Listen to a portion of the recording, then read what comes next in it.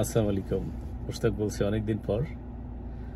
আজকে আমি আসছি তালাল ভাই ওরফে ছোট ভাই যাকে বলতাম তার এখানে।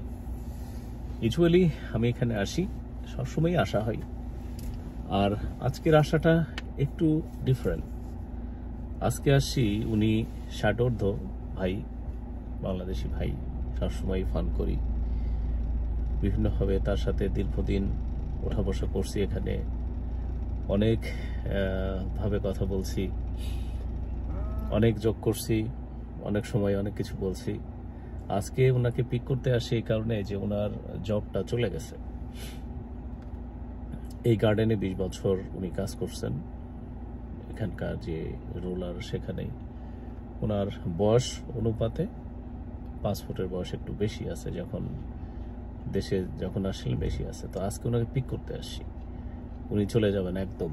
হ্যাঁ, তো আজকে উনি হয়তো আসেন, উনি হয়তো আসবেন, উনি একটা একটা করে মাল ঢুকাচ্ছেন গাড়িতে। তো ধরেন এই আশাটা একদিকে ধরেন খুব পেইনফুল, একদিকে মোটামুটি বোঝার মতো, আর একদিকে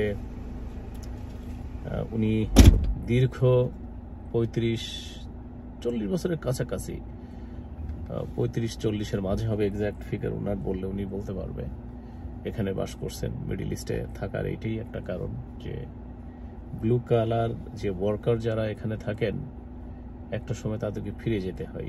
এখানে সবাই, শুধু মিডল ইস্টে যারাই থাকেন, এখানকার অন্যান্য দেশের মতো ওয়েস্টার্ন বা ইস্টার্নের মতো সিটিজেনশিপ নেই, যে এখানে কেউ সিটিজেন দেয় না। এখানে রেসিডেন্ট হয়, টেম্পোরারি রেসিডেন্ট, সেটাকে জবের সাথে রিলেটেড, জব নেই, রেসিডেন্টও নেই। তো আজকে ধরেন ষাটোর্ধ বয়সে উনি দেশে ফিরে যাবেন। প্রচণ্ড হতাশ, প্রচণ্ড তার স্বপ্ন, সবকিছুই, একদিকে স্বপ্ন গড়া, একদিকে স্বপ্ন ভাঙা, আরেকদিকে স্বপ্ন দেখা, এই সব কিছু মিলেই একটা ধ্রুম জাল তার ভিতরে তৈরি হয়েছে।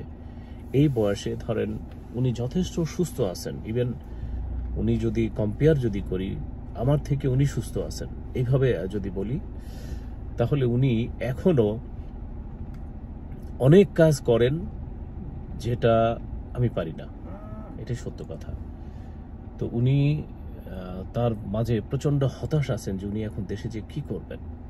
কঠিন একটা প্রশ্ন আমাকে বলেছিলেন, যদি কোথাও জব হয় তাহলে উনি থেকে যাবেন। কিন্তু আমি টোটালি ডিসকারেজড ওনার এই ব্যাপারটাই। আমি কোনোভাবেই ওনাকে মত দিতে চাই না যে উনি আবার এখানে কাজ করুক। উনি যে কঠোর এবং কঠিন পরিশ্রম করছেন, আমি চাই যে উনি দেশে যাক, উনি দেশে যে এই কঠিন পরিশ্রমটা দেশে করুক। ওনার যদি কিছু ক্যাপিটাল লাগে অ্যারেঞ্জ করে নিয়ে উনি যেন সেটা করেন, সেটাই আমি চাই, বারবার আমি চাই।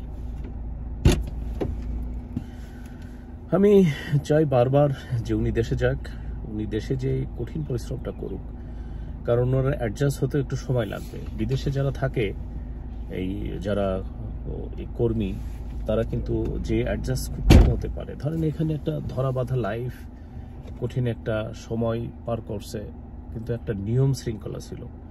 দেশে যায় কোনো নিয়ম শৃঙ্খলা নেই। বর্তমানে সিকিউরিটি ল্যাগ থেকে শুরু করে সব কিছুই আছে, সরকার পরিবর্তন, অনেক কিছুই, অনেকেই এখন কোনো কিছুই মানছে না। তো সব কিছু মিলেই উনি প্রচণ্ড একটা শঙ্কা নিয়ে দেশে ফিরছে। আমাদের প্রত্যেকটা প্রবাসী কিন্তু এভাবে ফিরে। তো আমি ওনাকে ওনাকে কিছু সময় বলবো, আমি কয়েকটা ভিডিও করব ওনাকে নিয়ে, চেষ্টা করব আমি কয়েকটা দিন ওনাকে নিয়ে আমার বাসায় রাখবো। যাওয়ার আগ মুহূর্তে যে কয়টা দিন উনি আমার সাথে থাকবেন উনি বলেছেন, যার কারণে আমি আজকে আসছি ওনাকে পিক করার জন্য। তো আমি যেগুলো বলি, যেগুলো ভিডিও পোস্ট করি, প্রত্যেকটা রিয়েল। এখানে 1% এখানে কোনো গ্যাপ নেই। উনি একটা একটা করে ধরে প্রস্তুতি নিচ্ছে, সবকিছু গুছিয়ে আমার গাড়িতে একটা একটা করে জিনিসগুলো রাখছে, কিন্তু প্রত্যেকটা জায়গায় আমার কষ্ট হচ্ছে। আমিও প্রবাসী, হয়তো আমার কাজের ধরন আলাদা, আমার কাজের প্যাটার্ন আলাদা, আমরা হয়তো একটু ডিফারেন্ট ক্যাটাগরিতে কাজ করি, যার কারণে আমাদের ওয়ার্কিং সিস্টেমটা ডিফারেন্ট। তো আমার কিন্তু খারাপ লাগছে, একসময় আমাকেও চলে যেতে হবে, হয়তো ওয়েস্টার্ন কান্ট্রিতে থাকলে কয়েকবার পাসপোর্ট আমার চেঞ্জ করতে হতো। এনিওয়ে, সেটা আমি এক সময় খুব চিন্তা করতাম যে হয়তো অল্প কিছুদিন কাজ করে একটা অভিজ্ঞতা নিয়ে দেশে যে কাজ করব, কিন্তু আমাদের দেশের কাজ করার মাঝে হিউজ একটা গ্যাপ আছে বলে মনে হয়। রেসপেক্ট, মানে সেলফ রেসপেক্ট থেকে শুরু করে অনেক কিছুরই গ্যাপ, যেটা আমি হিউজ ফিল করছি দেশে থাকা অবস্থায়। সেই গ্যাপটা আমার মাঝে যে স্ট্রেট ফরওয়ার্ড যে ব্যাপারটা সেটা ছিল, যার কারণে আমি দেশের থেকেই আমি আগে থেকেই মনে করছি দেশের বাইরে কাজ করব, এবং দীর্ঘ সময় আমিও দেশের বাইরে কাজ করি, হয়তো আর কিছুদিন থাকবো। কিন্তু এখন উনি যে চলে যাচ্ছে, যার কারণে আমার বেশি খারাপ লাগছে যে আমি এখন থেকেই আমি প্রস্তুতি নিচ্ছি যে আমি হয়তো দেশে ফিরে যাব একটা সময়। জীবন কিন্তু খুব বড় না, খুব ছোট।